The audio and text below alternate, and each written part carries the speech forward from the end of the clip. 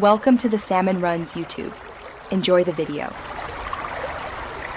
In this video, I will compare the Jeep Gladiator Sport versus Rubicon.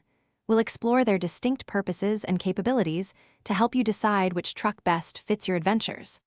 The Sport model provides a solid, capable platform for everyday driving and light trails, while the Rubicon is purpose-built for tackling the toughest off-road challenges right from the factory.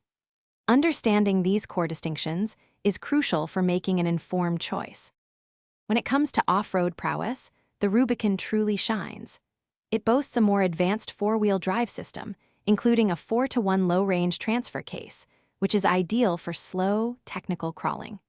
You'll also find electronic locking front and rear differentials, providing maximum traction when one or more wheels lose grip. The Rubicon's higher ground clearance and specialized suspension further enhance its ability to conquer challenging terrain. For daily driving and overall value, the Sport often presents a more practical choice.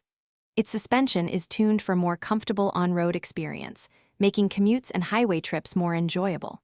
While the Rubicon excels off-road, its specialized components can make it feel a bit stiffer on pavement.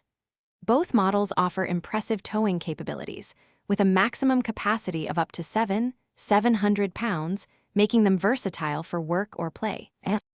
Ultimately, both the Gladiator Sport and Rubicon are fantastic trucks, each with its own strengths. Your ideal choice depends on your primary use. If you plan extensive modifications or mostly drive on pavement, the Sport offers a great starting point and value. However, if you demand top-tier off-road performance right out of the box, the Rubicon is unmatched. Remember to check the description below for a link to those handy meal prep containers and other great deals we've found for you. Thanks for watching. Thanks for watching. Consider subscribing if we helped you.